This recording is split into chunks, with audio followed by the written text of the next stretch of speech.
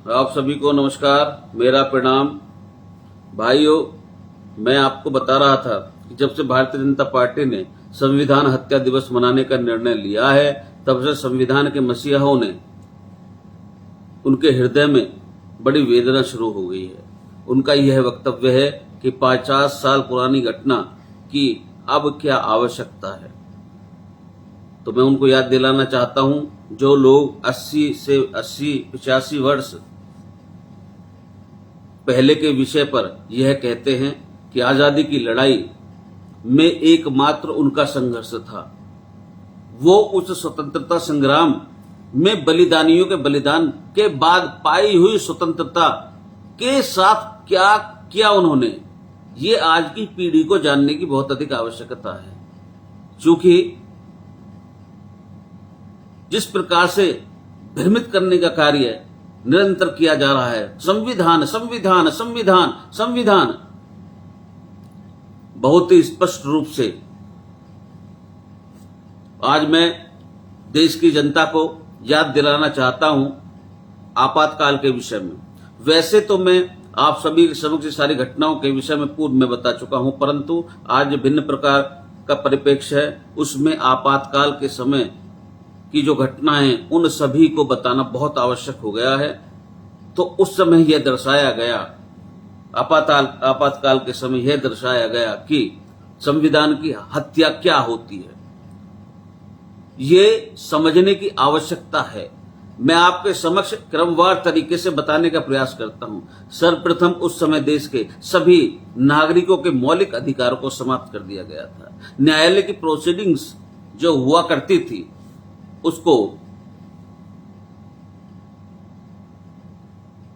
उसमें यह बात भी उल्लेखित की गई है कि आपको स्वतंत्र घूमने का अधिकार और जीने का अधिकार भी आपका समाप्त कर दिया गया था।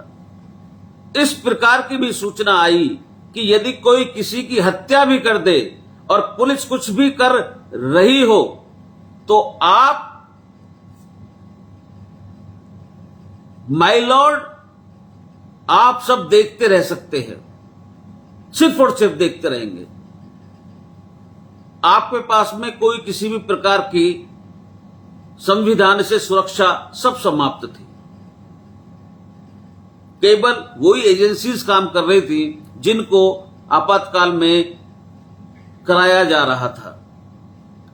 दूसरा यह है कि यदि आपको पुलिस पकड़कर ले जाए तो you do not have to right to go to the court. आप न्यायालय नहीं जा सकते। DIR और MISA दो ऐसे रूल्स थे, डिफेंस ऑफ इंडिया रूल और maintenance of internal security act, जिसके अंदर आप बेल के लिए,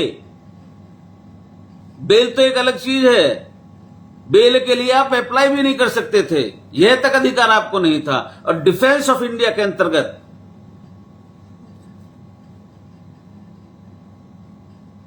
उस पर भी लागू था कि आप किसी सार्वजनिक स्थल पर खड़े होकर मात्र इतना बोल दें कि इंदिरा गांधी की सरकार हटनी चाहिए।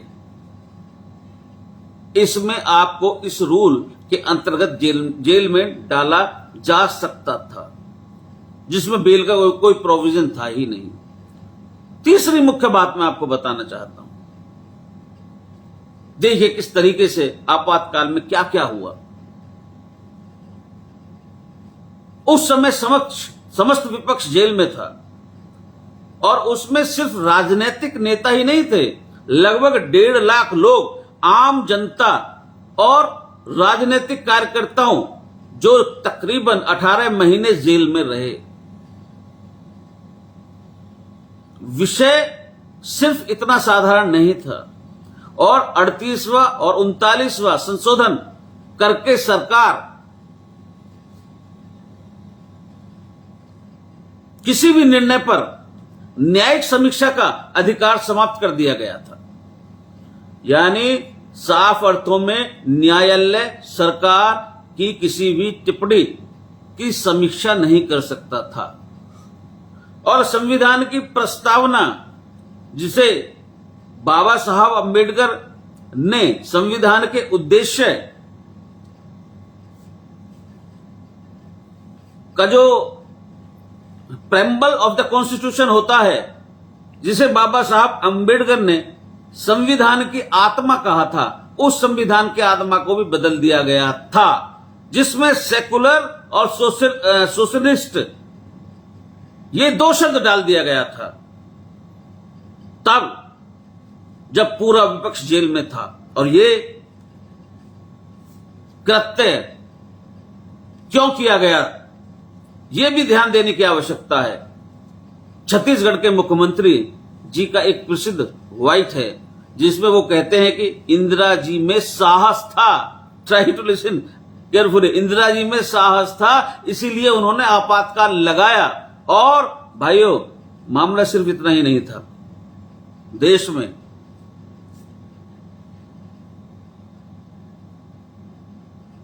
देश से ऊपर ये है हमारे संविधान के अनुसार, और हम भारत के नागरिक हैं, हमारे लिए देश और राष्ट्र से ऊपर कुछ भी नहीं है। परंतु उस समय देश से ऊपर एक नेता को बना दिया गया था, कर दिया गया था। इंडिया इज इंदिरा कर दिया गया था। ये सभी के सभी कृत्य जो कांग्रेस ने किए हैं, उनके जवाब चाहिए पूरे देश को। संविधान की हत्या कितने तरीकों से की गई, और इंदिरा इज इंडिया का नारा किसी वैसे राह चलते व्यक्ति ने नहीं लगाया, बल्कि कांग्रेस के तत्कालीन राष्ट्रीय अध्यक्ष देवकांत बरुआ का था। और भाइयों, हमास और इजराइल के बीच जब संघर्ष का प्रस्ताव पास करने वाली कांग्रेस कमेटी, वर्किंग कमेटी ने आज तक आपातकाल की आलोचना करते हुए, इंदिरा जी की आलोचना करते हुए, देवकांत बरुआ के इस वक्तव्य की निंदा करते हुए कोई भी प्रस्ताव पारित नहीं किया है। यानी कि उनकी नजर में आपातकाल ये ठीक था। और मैं एक चीज और इसमें आपको बताना चाहता हूं, अगर आप ऐसी किसी चीज पर प्रस्ताव पारित कर सकते हैं, हमास पर अगर आप प्रस्ताव पारित कर सकते हैं, तो देश को दिखाओ वो CWC का प्रस्ताव कहां पर है, या हमने माफी मांगी और निंदा की। ये तीन चीज में से एक चीज दिखा दीजिए। CWC का प्रस्ताव दिखा दीजिए कि इमरजेंसी है, हमने निंदा की, या हमने माफी मांगी, ये हमें दिखा दीजिए, या हमने निंदा की, ये कब आपने निंदा की या नहीं की, ये हमें दिखा दीजिए। और देश से ऊपर एक नेता को कर दिया। और ये विचार प्रेरित कहां से था? मैं पहले भी बोल चुका हूं, I have already told you everything about the emergency. मैं सब कुछ इमरजेंसी के बारे में आपको बता चुका हूं, कोई ऐसी चीज नहीं है मैंने छोड़ी हो। लेकिन इस समय जो विषय है वो बहुत गंभीर है। संविधान के प्रति लेके यदि इस तरीके से घुमाए लहराए जाती है हवा में, जो संविधान का सरासर ये अपमान है। आपके समक्ष आज मैं पुनः रिपीट करता हूं उन सारी बातों को। तो ये किस बात से प्रेरित था? Indira is India. 1934 में नाजी पार्टी का एक कन्वेंशन हुआ, जिसमें नाजियों की एक बड़ी फिल्म थी टाइम फॉर द विल। उसका मंचन कराने के बाद हिटलर के राइट हैंड, जिनका नाम था रुडोल्फ, उस रुडोल्फ ने एक नारा लगवाया था वहां पर, Hitler is Germany and Germany is Hitler. ठीक वही भाव Indira is India and India is Indira लगवाया गया था।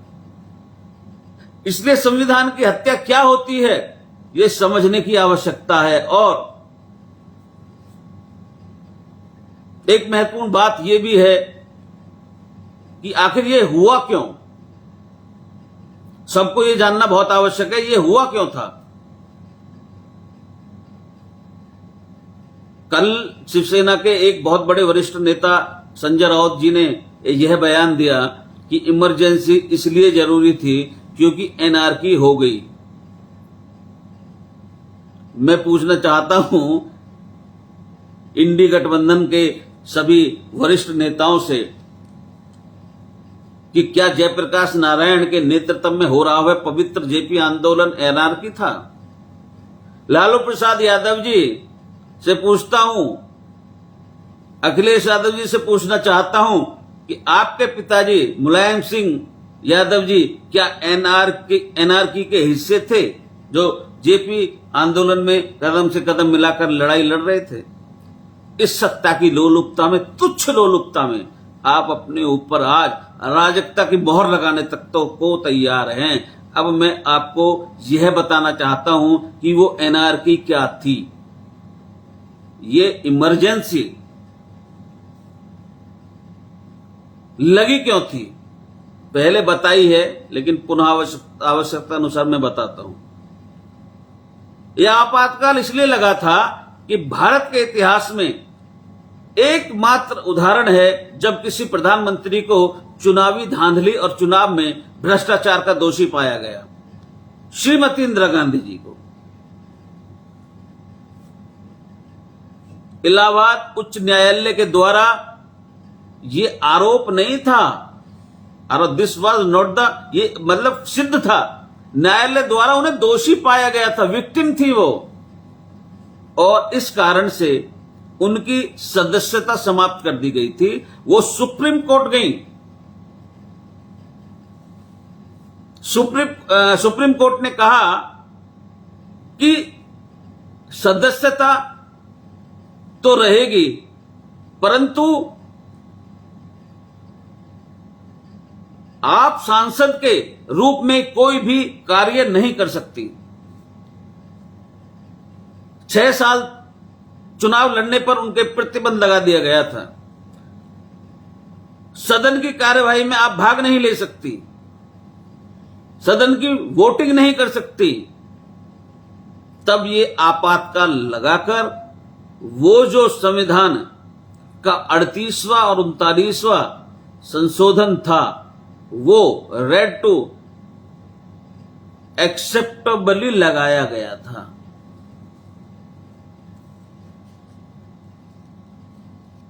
समय ये था, प्रधानमंत्री पर यदि कोई टिप्पणी कर दे तो उसको जेल में डाल दो, उनके निर्णय की कोई समीक्षा नहीं कर सकता। इसलिए संविधान की उस घंघोर और दुर्दांत हत्या की स्मृति के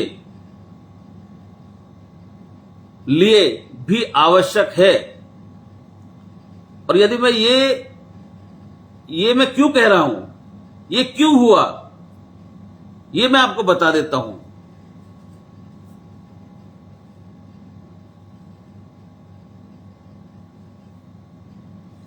एक उस समय फॉरेन की इंटेलिजेंस एजेंसी की रिपोर्ट्स जो डिक्लासिफाइड हो चुकी हैं और कईयों ने उनको पब्लिश भी किया है, कांग्रेस पार्टी को यदि उससे आपत्ति है और यदि उनमें हिम्मत है, यदि वो सच्चे हैं, तो उन पर मुकदमा करना चाहिए था।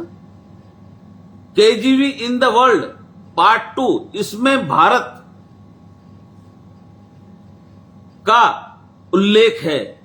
इसमें तो क्या क्या वर्णन है कि इमरजेंसी के दौरान विदेशी शक्तियां किस तरह से भारत को संचालित कर रही थी, कहां कहां तक हस्तक्षेप नहीं किया उन्होंने, कितनी गहराई तक जड़ें जमी हुई थी। क्यों नहीं कांग्रेस ने आज तक उन पर मुकदमा दर्ज किया, क्यों नहीं कार्रवाई किया आज तक? कांग्रेस इस चीज को देश के सामने आकर बताए। आज ये जो बहरूपीय स्वांग बनाकर आए हुए हैं, संदेह उत्पन्न होता है कि आज कौन सी शक्तियां इन्हें संचालित कर रही हैं, क्योंकि ये चुनाव भारत के इतिहास का पहला चुनाव है जब किसी विदेश में बैठे हुए एक बिलियनियर ने, करोड़पति ने, धन कुबेर ने बयान दिया, बाकायदा इंडिकेट करते हुए कि मेरे यहां $1 बिलियन रखा हुआ है मोदी जी को सत्ता से बाहर करने के लिए। तो मैं इसलिए कह रहा हूं, इमरजेंसी के समय में भी, और केवल इमरजेंसी के समय में ही नहीं, मैं आपको इन विषयों पर कई किताबें गिना सकता हूं, पर मैंने सिर्फ एक नाम लिया क्योंकि मैं चाहता हूं कि इनके अंदर हिम्मत इसके विषय में ही जवाब दे दें। वो प्रतिपादन इनको करना चाहिए जिन्होंने कहा था कि कहां तक शिकंजा था विदेशी शक्तियों का। यही पर्याप्त है एक पुस्तक की उनके लिए, औरों का तो क्या जवाब देंगे वो। और बाबा साहब अंबेडकर, मैं आपको एक चीज और बता दूं भाइयों, ये केवल आपातकाल में नहीं हुआ, ये केवल वो समय नहीं था कि आपातकाल का ही समय था। इससे पहले जब नेहरू जी ने, आपको याद होगा 1951 में संशोधन किया था, जब तक चुनाव भी नहीं हुए थे। नेहरू जी के खिलाफ यदि कोई बोल देता था, उनका वो कर देता था, तुरंत जेल में डाल देते थे। यदि न्यूज़पेपर वाले ने कुछ लिख दिया तो उस न्यूज़पेपर वाले लाइट काट देते थे। तो कहने का मतलब है मेरे पास अभी बोलने के लिए बहुत विषय हैं, लेकिन आज छोटा ही रखूंगा, फिर लंबी हो जाएगी। लेकिन उस समय नेहरू जी से बाबा साहब अंबेडकर इतने दुखी हो गए थे और उनकी जो पीड़ा थी कि संविधान के साथ जिस प्रकार का छल किया गया था नेहरू जी की सरकार के द्वारा, उन्होंने जो शब्द व्यक्त किए थे, मैं वो शब्द यहां पर बोलना उचित नहीं समझता, पर इतना मैं अवश्य समझता हूं भाइयों, कोई भी जाकर के पढ़ ले लोकतंत्र का मंदिर वो उन्होंने कहा था कि भारत का लोकतंत्र संविधान मैंने एक मंदिर बनाया है और उस मंदिर के अंदर देवता को प्रतिष्ठित किया है। लेकिन आज मैं बड़ा दुखी हूं, राज्यसभा की प्रोसीडिंग में उन्होंने बोला था, लेकिन आज मैं बड़ा दुखी हूं कि उस मंदिर को उखाड़ कर फेंकने का पूरा प्रयास किया जा रहा है। ये बाबा साहब अंबेडकर के शब्द थे। अब आप बताइए, परंपरागत तरीके से छल कपट से प्रधानमंत्री बने, उसके बाद भी बाज नहीं आए। ये बयान उन्होंने 19 मार्च, बाबा साहब अम्बेडकर ने 19 मार्च 1955 राज्यसभा की जो प्रोसीडिंग उसमें कहा था कि मैंने देवता को स्थापित किया। मैं पुनः बोल रहा हूं, मैंने तो एक पवित्र मंदिर बनाया था देवता को स्थापित करने के लिए, और उन्होंने किस प्रकार से मंदिर के साथ क्या क्या किया। भाई साहब, उनके सारे शब्द लिखे हुए हैं, आप जाकर के कोई भी पढ़ लें, क्योंकि पीड़ादायक ये नहीं है। अभी मुझे बहुत कुछ इनके विषय में बोलना है, क्योंकि दोबारा से मुख्य मुद्दा बन गया है, क्योंकि भारतीय हमारी पार्टी ने बकायदा इसको दिन को घोषित कर दिया है। तो इसके बारे में बताना दोबारा से मेरे लिए, दोबारा सारी चीजें मैं दोहराऊंगा, लेकिन मैं आपको एक बात बता दूं, मुझे इस बात की पीड़ा बहुत है आज प्रत्येक व्यक्ति पे। यहां तक कि मैं आपको बताऊं, संचार उसके क्या नाम है, पोस्ट टेलीग्राम एक्ट क्या था, आप किसी की भी चिट्ठी लाओ खोल के, वो सारी बात में बताऊंगा मैं। लेकिन मुझे पीड़ा इस विषय पे बहुत अधिक है। पढ़ा लिखा व्यक्ति, आज की डेट में मैं समझता हूं प्रत्येक व्यक्ति के हाथ में एक ऐसी मोबाइल ऐसी चीज है जो किसी भी चीज के बारे में खड़ा होकर कहीं भी किसी भी समय जानकारी ले सकता है। उन्होंने छल फैलाया कि हम संविधान को समाप्त कर देंगे। हमारे देश के युवा को जागरूक नहीं होना चाहिए था क्या? इसीलिए मैं युवाओं के लिए बोलता हूं कि युवा भ्रमित है कि जाना किधर है। सबसे बड़ी समस्या यह है कि युवा को मार्गदर्शन करने वाला, मार्ग देने वाला कि किस मार्ग पर मुझे चलना है, वो नहीं यदि अच्छा मिल पाता तो इसी प्रकार के परिणाम आते हैं। किसी ने बोल दिया संविधान समाप्त कर देंगे। कैसे संविधान समाप्त कर देंगे? भाई पढ़िए थोड़ा सा, आप सही गूगल खोल लीजिए, भ्रम फैला करके वोट लिए। और कर्नाटक में तो मैंने अभी सुना कि वहां पर तो जो पैसा केंद्र सरकार से गया उसमें से पैसा निकालकर जो कांग्रेस ने वादा किया था उन वादों की पूर्ति के लिए उनको दे रहे हैं। यानी कि पूरी तरीके से लोकतंत्र की हर तरीके से जहां तक भी की जा सकती है हत्या की जा रही है। तो मैं सिर्फ इतना कहूंगा, क्योंकि मुझे इसके बारे में और भी बताना है। भाइयों,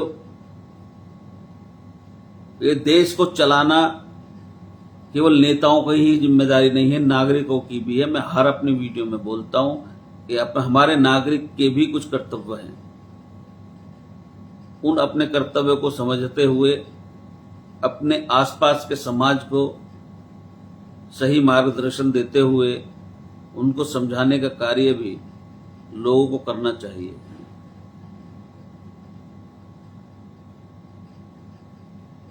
मेरा तो यही मानना है, इसलिए मैं आपके सामने आता हूं, बोलता हूं। मैं समझता हूं मैं दिन में 2 बार आता हूं, 3 बार आता हूं। लोग मुझे पागल बोलते हैं, क्या क्या कहते हैं, फिर भी मैं आता हूं। क्यों? क्योंकि मैं चाहता हूं मेरे देश का युवा स्ट्रांग बने। मैं गीता पर भी बोलता हूं, only for our younger generation, कहीं पथ भ्रष्ट ना हो जाए। अगर एक बार पथ भ्रष्ट हो गया तो पूरा का पूरा जीवन भ्रष्ट हो जाएगा। रामायण पर भी इसीलिए बोलता हूं कि हमारे जो श्री राम भगवान है उनके जीवन से प्रेरणा लेनी चाहिए। गीता से हमें प्रेरणा लेनी चाहिए। हमें कहीं प्रेरणा, कोई मोटिवेशन स्पीक को सुनने की जाने की आवश्यकता नहीं है। हमारे खुद सबसे बड़े मोटिवेशनल स्पीकर हमारे भगवान श्री कृष्ण हैं, जिन्होंने रणभूमि में अर्जुन को मोटिवेशनल स्पीक गीता के रूप में सुनाया। गीता से बड़ा मोटिवेशनल स्पीक नहीं है और गीता से ऊपर कुछ है ही नहीं। गीता का अध्ययन, श्रवण करने मात्र से काम नहीं चलेगा। गीता को धूप बत्ती दिखाने से काम नहीं चलेगा। उसको धारण करने से काम चलेगा। उसमें लिखा क्या है उसको पढ़कर समझने से काम चलेगा। रामायण को धूप बत्ती दिखाने से काम नहीं चलेगा।